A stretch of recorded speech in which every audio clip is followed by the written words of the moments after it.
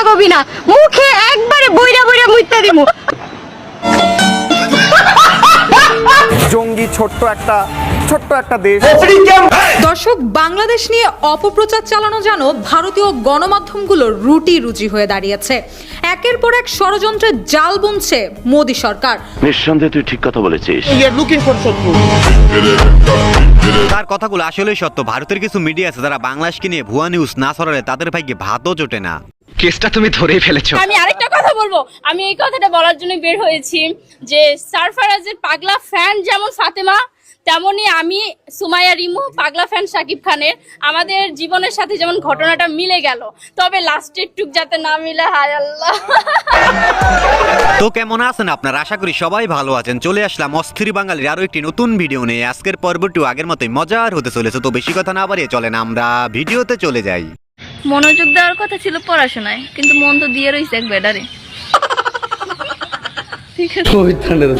যারা বউ আর গার্লফ্রেন্ডের মধ্যে পার্থক্য বোঝেন না তাদের জন্য এই ভিডিওটি। বউ আর গার্লফ্রেন্ডের মধ্যে কি কোনো পার্থক্য আছে? অবশ্যই আছে। কি? যেমন গার্লফ্রেন্ড হচ্ছে মোবাইল আর বউ হচ্ছে টেলিভিশন। কিভাবে? কারণ মোবাইল দিয়ে কথা বলাও যায় আবার কথা শোনাও যায়, কিন্তু টেলিভিশনে শুধু শুনতে হবে, বলার কোনো অপশনই নাই।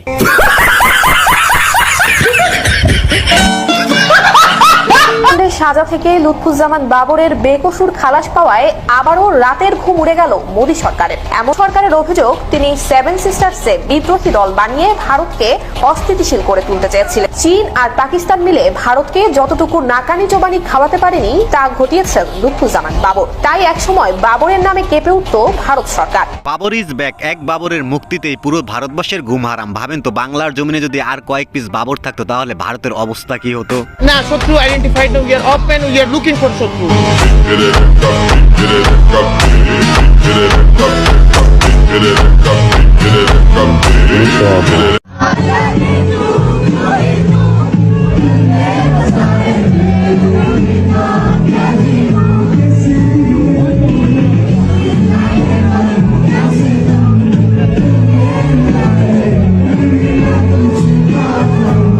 দুষ্ট বান্ধবীকে তো চেনা চেনা লাগতেছে। কারা কারা চিনতে পেরেছেন কমেন্টে জানিয়ে দেবেন। আমি সিঙ্গেল, আমি সিঙ্গেল। আসো খেলবো, খেলা হবে। আপনার বিয়ে হয়ে যাবে। ম্যাডাম, এটা কোনোদিন সম্ভব না। কেন? আমার ফেস দেখে কি মনে হয় যে আমার কোনো মেয়ে বিয়ে করবো? সাপোজ আমি আপনাকে বিয়ে করব, তাহলে এই জায়গায় ইন্টারভিউ বাদ দিয়ে আহেন, কাজে অফিসে যান।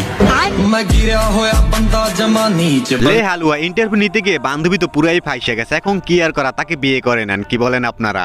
জঙ্গি ছোট্ট একটা দেশ, কোনো ভ্যালু নেই, গোটা বিশ্বে কেউ গুরুত্ব দেয় না। সেই দেশ কিভাবে গোটা বিশ্বে নাকানি চোপানি খাচ্ছে সেই নিয়ে।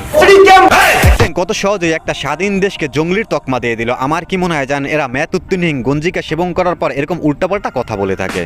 নিঃসন্দেহে তুই ঠিক কথা বলেছিস। যে ইসকনের মতো একটা সংস্থাকে মৌলবাদী কট্টরবাদী বলে দেওয়া যায়, কি কারণে বলা হলো, কেন বলা হলো, এর ব্যাখ্যা চাইলে কেউ দিতে পারবে? ওই কট্টরপন্থীরা দিতে পারবে? কট্টরপন্থীদের, জেহাদিদের, জামাতিদের একটা অত্যাচারের আখড়া হয়ে উঠেছে এই বাংলাদেশ। ভারতে মুসলমানদের প্রতি কত অন্যায় অত্যাচার চলতেছে তা নিয়ে তাদের কোনো মাথা ব্যথা নাই। তাদের মাথা ব্যথা বাংলাদেশকে নিয়ে। কেন বলি, বাংলাদেশকে নিয়ে এরকম উল্টাপাল্টা কথা না বললে কি আপনাদের পেটের ভাত হজম হয় না? কত টাকা হলে একটা মেয়েকে বিয়ে করা যায় আমি এটা জানতে চাই।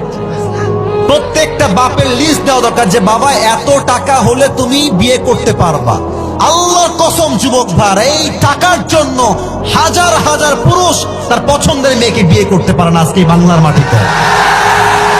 আর বাপের চিন্তা একটাই, টাকা থাকলে ছেলে যদি টাকাও হয় তাও আমি আমার মেয়েকে বিয়ে দিয়ে দেব। আর টাকা না থাকলে যদি সে চরিত্রবান হয় তাও প্রস্তাবকে এই মুরব্বীরা না করে দেয়। যুবক ভাইরা ঠিক কিনা বলো? নিঃসন্দেহে তুই ঠিক কথা বলেছিস। হুজুর ঠিকই বলেছে। আপনার কাছে টাকা না থাকলে কোনো পরিবার তার মেয়েকে আপনার কাছে বিয়ে দেবে না। আর আপনার পরিবারের কাছে যখন আপনি বিয়ের কথা বলবেন তখন বলবে আগে নিজের পায়ে দাঁড়া, তারপর বিয়ে করবি। তাই তো বলি, আজে বাজে কাজে সময় নষ্ট না করিয়া টাকা কামানোর ধান্দায় লেগে পড়েন। আল্লাহ তাআলা যখন আমার জান কবজ করার হুকুম দিবে তখনও হয়তো আমার রুহটা বের হবে না মামুনকে না দেখা পর্যন্ত।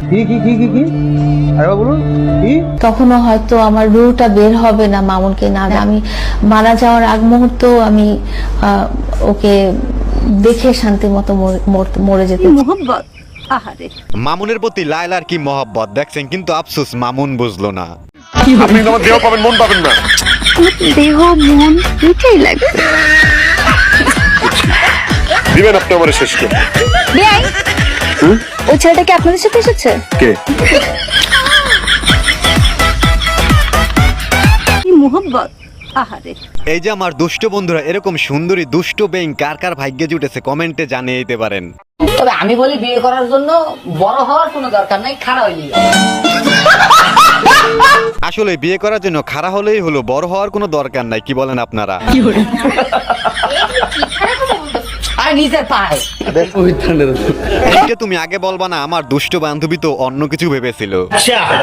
তেমন কিছু না, প্রচন্ড শীতে যখন আমার বান্ধবীকে তার মা বলে কিরে গোসল করবি না, তারপর লে আমার বান্ধবী কিছুর একটা সীমা আছে, গোসল করার একটা সীমা আছে।